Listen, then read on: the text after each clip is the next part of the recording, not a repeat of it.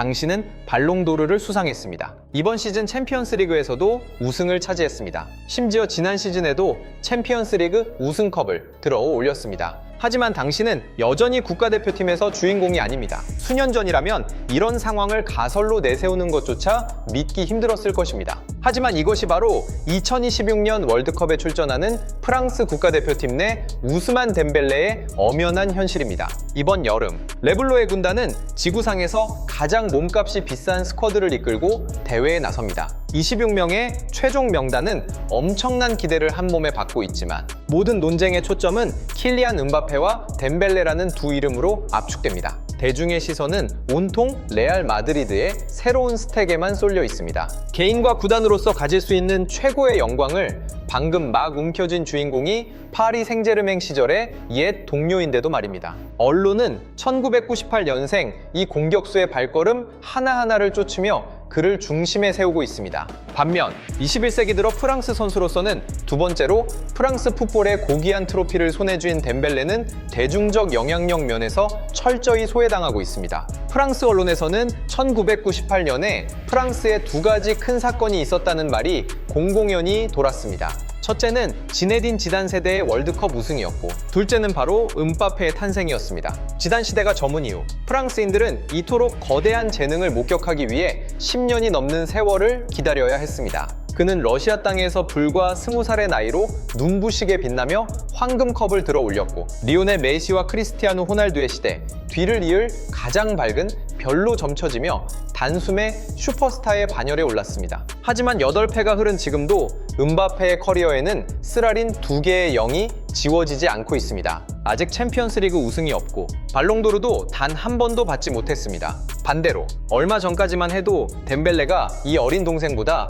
먼저 챔피언스리그를 제패하고 발롱도르까지 차지할 것이라고 믿은 사람은 거의 없었을 것입니다. 프랑스 19 세 이하 대표팀에서 함께 출발했을 당시 덴벨레는 모든 면에서 뒤처져 있었습니다. 바르셀로나에서는 역사상 최악의 영입이라는 비판을 받았고, 끊임없는 부상에 시달리며 득점력도 저조했습니다. 그러나 이제 그는 완벽한 도약대를 마련했습니다. 1997년생의 이 공격수는 챔피언스 리그 2연속 우승을 달성했습니다. 만약 올해 프랑스가 세계 정상에 다시 오른다면 발롱도르 2회 연속 수성을 노리는 레이스에서 가장 큰 수혜자는 다름 아닌 덴벨레가 될 것입니다. 왜 그럴까요? 덴벨레는 리그 아엥계 최우수 선수상을 받았고, 리그 아엥 우승을 차지했으며 UEFA 슈퍼컵과 트로페 데 샹피온까지 들어 올렸습니다. 또한 챔피언스 리그 결승전에서 골을 터뜨리며 왕좌를 지켜내는데 성공했습니다. 이러한 압도적인 커리어가 뒷받침된 상황에서 월드컵 우승 트로피는 덴벨레의 위상을 완전히 굳힐 마지막 퍼즐 조각이 될 것입니다. 음바페가 여전히 대표팀의 가장 눈부신 스타라는 사실을 고려하더라도 말입니다. 그럼에도 불구하고 이 무시무시한 통계적 성과에도 불구하고 덴벨레의 입지는 레블로의 안에서 음바페의 영향력 앞에 여전히 무릎을 꿇고 있습니다. 한 프랑스 팬은 소셜미디어에 이렇게 단호한 글을 남기기도 했습니다. 누군가 이번 2026년 월드컵에서 덴벨레가 팀을 짊어지고 가야 한다고 말하는 걸 들었다. 덴벨레가 발롱도르를 받았으니 이제 가장 위대한 선수라는 논리였다. 듣자마자 폭소가 터졌다. 킬리안 음바페는 덴벨레보다 위대해지기 위해 발롱도르 따위는 필요 없다. 안드레스 이니에스타가 메시보다 뛰어난 선수가 되기 위해 발롱도르가 필요하지 않았던 것처럼 우스만 덴벨레는 여전히 킬리안 음바페 앞에서 고개를 숙여야 한다. 닌자 제오부기가 팀을 이끄는 리더이자 전체의 얼굴이 될 것이다. 현재 프랑스 스쿼드에서 킬리안 음바페보다 거대한 위상을 가진 사람은 단 한 명도 없다. He's their king. 그는 그들의 왕이다. 이러한 의견은 객관적인 현실을 반영합니다. 사람들은 이 1998년생 공격수를 보고 대표팀의 힘을 평가하며 그의 태도를 성패의 잣대로 삼습니다. 설령 그가 소속 구단에서 힘겨운 시간을 보냈더라도 말입니다. 음바페는 최근 온갖 불미스러운 이적 루머에 휩싸인 시즌을 보냈습니다. 레알 마드리드는 이 슈퍼스타의 역량을 극대화하기 위해 전술 시스템을 조정하는 과정에서 공수 불균형과 불안정한 모습을 노출했습니다. 그럼에도 불구하고 그는 라리가에서 25골을 넣으며 피치치, 즉 득점왕을 차지했고 챔피언스리그에서도 15골로 득점왕에 올랐습니다. 이 공격수의 득점력은 의심할 여지 없는 특급 무기입니다. 그는 클럽 통산 369골과 138개의 도움을 기록 중입니다. 국가대표팀에서도 91골 경기에서 56골을 몰아치며 올리비에 지루의 역대 최다 기록인 57골을 턱 밑까지 추격했습니다. 2022년 월드컵 결승전에서 아르헨티나를 상대로 터뜨린 음바페의 전무후무한 해트트릭을 모두가 기억합니다. 하지만 현대 축구는 팀을 위한 희생을 요구합니다. 지나치게 비대해진 자아는 이 슈퍼스타를 명예로운 레이스에서 떨어뜨리고 있습니다.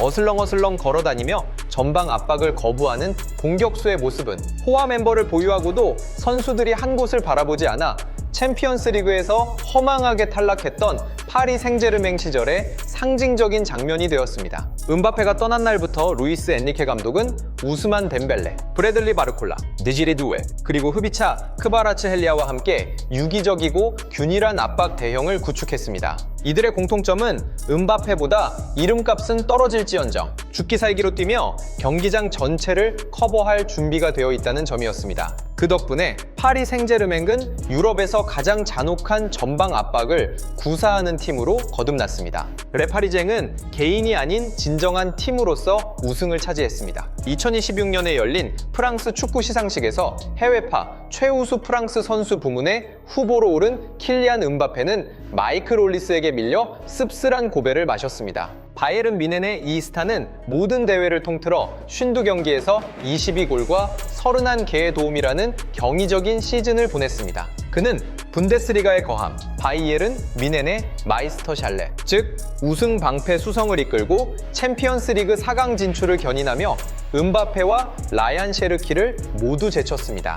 올리스가 보여준 꾸준함은 동료 선수들의 압도적인 표심을 자극했고 대선배 음바페를 프랑스 축구 갈라쇼에서 빈손으로 돌아가게 만들었습니다. 프랑스 축구 내부에 새로운 질서가 암묵적으로 세워지고 있는 셈입니다. 올리스의 등장과 덴벨레의 눈부신 활약은 프랑스 공격진에 고차방 정식을 던져주었습니다. RMC 스포츠에서 과거의 스타 제롬 로텐과 가진 인터뷰에서 덴벨레는 의미심장한 말을 남겼습니다. 저는 어떤 포메이션이든 적응할 수 있습니다. 지난 1년 동안 감독님은 제가 대표팀에서 더 자유롭게 움직일 수 있도록 해주셨습니다. 우리는 오른쪽 측면이나 중앙에만 갇혀있지 않습니다. 올리스와의 호흡도 점점 더 잘 맞아가고 있습니다. 킬리안은 주로 왼쪽으로 치우치거나 중앙으로 좁혀 들어옵니다. 마이클과는 서로 자주 위치를 바꿉니다. 지난 3월 브라질과의 평가전에서 2대1로 이겼을 때 저는 오른쪽 윙으로 출전해 자유롭게 움직이며 상대 진영에 혼란을 주었습니다.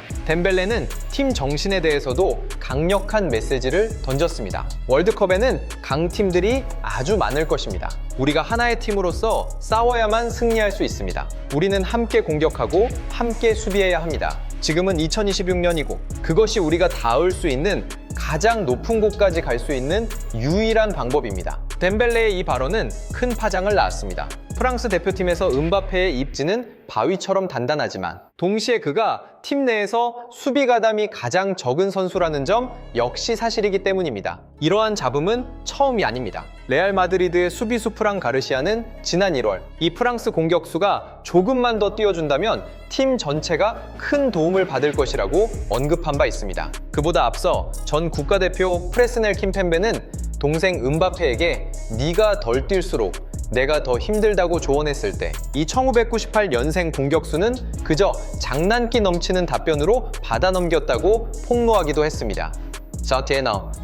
폭로하기도 했습니다. 프랑스처럼 유독 내부 분위기에 민감한 팀 안에서 이러한 보이지 않는 불만이 결속력을 위협하는 시한폭탄이 되지는 않을까요? 의구심을 완전히 지우기는 어렵습니다. 대회를 앞두고 프랑스 대표팀이 보너스 문제로 갈등을 빚으면서 상황은 더욱 팽팽해졌습니다. 프랑스 매체 레키프에 따르면 프랑스 축구협회회는 비용 절감 정책의 일환으로 경기 출전 수당을 매 경기당 2만 유로, 한화로 약 3천만 원 수준으로 삭감하기를 원하고 있습니다. 이 제안은 선수단의 동의를 얻고 동의를 얻지 못했고 대부분의 선수가 강한 불만을 품고 있습니다. 특히 협회가 최근 글로벌 브랜드 나이키와 대형 후원 계약을 체결했고 월드컵 본선 진출 확정 당시 보너스를 2배로 인상했던 전례가 있어 불만은 더욱 고조되었습니다. 재정적인 이견이 큰 축제를 앞둔 팀에 의도치 않게 기름을 부은 격이 되었습니다. 압박감과 분열의 위기 속에서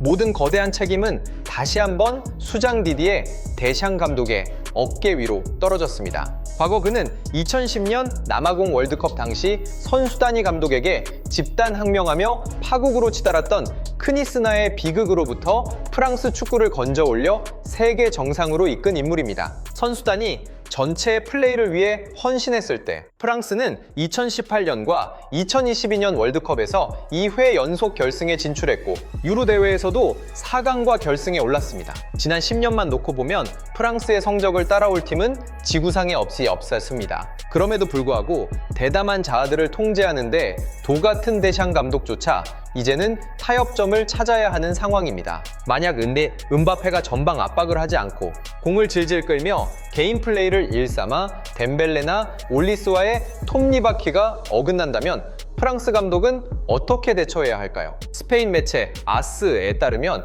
그에게는 2가지 선택지가 있습니다. 첫째는 이 스타 공격수를 중심으로 전술을 짜고 그에게 무한한 자유를 부여하며 크레그로서의 결정력을 믿는 것입니다. 다른 하나는 시스템이 그를 받쳐주는 것이 아니라 그를 시스템의 유기적인 부품으로 편입시키는 것입니다. 두 번째 방안은 이 주장 선수가 기대만큼 많은 골을 넣지 못하게 만들 수는 있겠지만 프랑스 대표팀의 전체적인 공수 밸런스를 훨씬 더 안정적으로 만들어줄 수 있습니다. 과연 그가 자신의 자존심을 내려놓고 협조할까요? 아니면 라커룸 내부에 거대한 폭풍을 몰고 올까요? 이번 대회에 출전하는 프랑스의 공격진은 무려 9명의 월드클래스 옵션을 보유한 공포의 대상입니다. 수많은 스타의 존재는 같은 포지션의 교통정리라는 숙제를 안겨주기도 하지만 레블로에가 경기 상황과 상대 전술에 따라 다양한 공격 카드를 꺼내들 수 있는 강력한 무기이기도 합니다. 최근 코트디부아르에 1대2로 무릎을 꿇은뒤으며 모든 대회 통틀어 9경기 연속 무패 행진이 깨진 프랑스에게는